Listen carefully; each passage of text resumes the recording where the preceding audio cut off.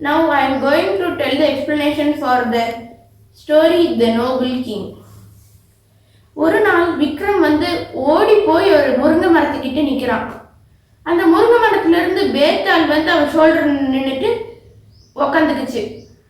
விக்ரம் ஸ்லோவா அடி எடுத்து வைக்க ஸ்டார்ட் பண்ணும்போது பேட்டாள் இன்னைக்கும் நான் ஒரு ஸ்டோரி வச்சிருக்கேன்னு சொல்லுது.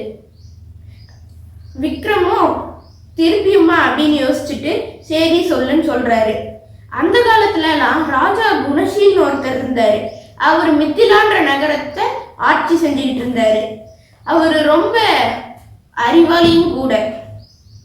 அவரோட புகழ் எல்லா இடத்துக்கும் போக ஆரம்பிச்சது. ஒரு நாள் சுக்வீர்ன்ற ஒருத்தன் கிட்ட அந்த புகழ் போன உடனே அவன் ரொம்ப தூரத்திலிருந்து மிதிலாக்கு வரான். அவன் ராஜாவை பார்க்கணும்னு ரொம்ப நாள் ஆசைப்பட்டுக்கிட்டே இருக்கான். ஆனா அவன் ஆசைப்பட்டு ஒரு வருஷமே ஆச்சு. அவனை உள்ளேயே விடலை. அதுக்கப்புறமா ஒரு நாள் மட்டும் ராஜாவை யாராலையும் பார்க்க முடியாதுன்னு அவனுக்கு தெரிய வருது. ஏன்னா ராஜா அன்னைக்கு வேட்டைக்கு போவாரு. அந்த வேட்டைக்கு போகும்போது நம்ம பின்னாடியே போலாமேன்னு சொல்லி சுக்வீர் பின்னாடியே போறான். ஆனா அதுக்குள்ள அந்த ஒரு வருஷத்துல அவன் ஏழையாவே ஆயிடுறான். அதையும் தாண்டி அவன் பின்னாடியே போயிட்டு இருக்கான். ஒரு இடத்துல ராஜா ஒரு மானை பார்த்துடுறாரு. அதை வேட்டையாடலான்னு சொல்லி அவரு ஹார்ஸ்ல ஃபாஸ்டா போயிட்டு இருக்காரு. அதுக்குள்ள அந்த மான் எங்கேயோ போய் தப்பிச்சிருச்சு. அதுக்கப்புறமா ராஜாவுக்கு வழியே தெரியல எந்த பக்கம் நம்ம வந்தோன்னு. அதுக்குள்ள கொஞ்சம் கொஞ்சமா இருட்டாக ஆரம்பிச்சிருச்சு. சரி நம்ம நாளைக்கு காலையில வரைக்கும் வெயிட் பண்ணலான்னு சொல்லி மரத்துல அவரோட குதிரையை கட்டி வச்சுட்டு அவர் கீழே உக்காந்துருக்காரு. என்ன பண்றதுன்னு தெரியாம. அவருக்கு அப்ப தாகம் எடுக்குது. ஆனா பக்கத்துல ஆறு இல்லை, ஒண்ணுமே இல்லை. அதுக்கப்புறமா தான் சுக்வீர் வரான். யார் நீன்னு ராஜா கேட்ட உடனே நான் சுக்வீர் அப்படின்னு அவன் இன்ட்ரடியூஸ் பண்றான். நான் ரொம்ப தூரத்துல இருந்து வரேன். நான் உங்களை பார்க்கணும்னு ஒரு வருஷமா வெயிட் பண்றேன். ஆனா யாருமே என்னை உள்ள விடலை அப்படின்னு சொல்றான். சரி ராஜா, நீங்க இப்ப ஏதாவது சாப்பிட்றீங்களா அப்படின்னு அவன் கேட்ட உடனே எனக்கும் பசிக்குது தான் சொல்றாரு. அவன்கிட்ட கறியும் அதுக்கப்புறமா பிரெட்டும் தான் இருந்திருக்கு. ராஜா கிட்ட அவன் இந்த மாதிரி சுவையே இல்லாத ஃபுட்டை சாப்பாடை நீங்க சாப்பிடுவீங்களா அப்படின்னு கேட்கிறான்.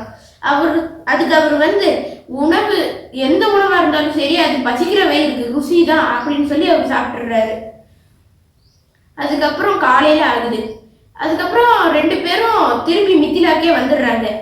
அதுக்கப்புறமா சுக்வீர் சொல்றான், நான் உங்க கூடவே இருக்கணும்னு ஆசைப்படுறேன், எனக்கு ஏதாவது ஒரு வேலை கொடுங்க அப்படின்னு சொன்னோடனே அவன் அவருக்கு அறிவுரை சொல்ற ஒரு சீஃப் இடத்துல அவனை உட்கார வைக்கிறாங்க. ஒரு நாள் அவனுக்கு பெரிய இடம் வீடும் தராங்க. ஒரு நாள் அவன் வீட்டை சுத்திட்டு இருக்க போது ஒரு பொண்ணை பார்க்கறான் சுக்வீர். அந்த பொண்ணு கிட்ட போய் நீ என்ன கல்யாணம் பண்ணிக்கிறியான்னு கேட்குறான். அந்த பொண்ணும் ஓகேன்னு சொல்லுது. நாளைக்கு இதே நேரத்துல எங்க அம்மாவோட வர அவங்க கிட்ட நீ பேசு அப்படின்னு சொல்ற அந்த பொண்ணு. இந்த சந்தோஷத்துல சுக்வீர் ஸ்ட்ரெயிட்டா ராஜா கிட்ட போய், ராஜா ஒரு பொண்ணை நான் என் வீட்டுக்கு சுத்தி நடந்துகிட்டு இருக்கும் போது பார்த்தேன். அந்த பொண்ணோட அம்மா கிட்ட நான் நாளைக்கு பேசணும், நீங்க கூட வரீங்களான்னு கேட்கிறான். அதுக்கு குணசீல் ராஜா சரி நான் வரேன்னு சொல்றாரு. அதுக்கப்புறமா ரெண்டு பேரும் அதே இடத்துல வெயிட் பண்ணிட்டு இருக்காங்க. ஒரு அதே நேரத்துல கரெக்டா அந்த பொண்ணு அவங்க அம்மாவோட வரா. அந்த பொண்ணு ராஜாவை பார்த்தோன்னே ராஜா கிட்ட போய் நீங்க என்ன கல்யாணம் பண்ணிப்பீங்களான்னு கேட்கிறாரு.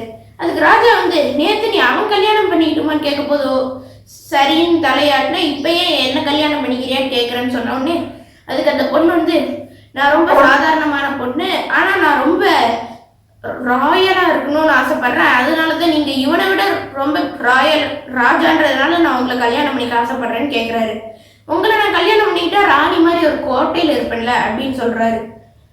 அதுக்கு ராஜா சரி அப்படின்னா நான் சுக்வீருக்கு ஒரு கோட்டையை தந்தேன்னா அவன் கூட நீ வாழ்வியான்னு கேட்டதுக்கு அதுக்கு அந்த பொண்ணை தலையாட்டிடுறா. சரி இதோட இந்த கதை முடியுதுன்னு பேத்தாள் சொன்ன உடனே விக்ரம் கிட்ட இதுல யார் ரொம்ப ஜெனரஸா இருக்காங்க, ராஜாவா இல்ல சுக்வீரா அப்படின்னு கேட்ட உடனே அதுக்கு விக்ரம் 2 நிமிஷம் யோசிச்சுட்டு ராஜா தான் ரொம்ப ஜெனரஸா இருக்காரு. ஏன்னா சுக்வீர் ராஜா தன்னை தனக்கு அவருதான் வேலை கொடுத்தாரு வந்திருக்காருன்னு தெரிஞ்ச உடனே தான் அவன் ஒதுங்கினான். ஆனா ராஜா வந்து தன்னோட மந்திரின்ற அந்த ஒரு எண்ணத்தினாலதான் அவனுக்கு ஒரு கோட்டையே தந்து அவருக்கு உதவி செஞ்சிருக்காரு அப்படின்னு சொன்ன உடனே பேத்தால் வந்து திருப்பி முருங்கை மரத்துக்கே போயிடுது. விக்ரம் வந்து திருப்பி பேத்தாலை துரத்திக்கிட்டே போயிடுறாரு. நன்றி.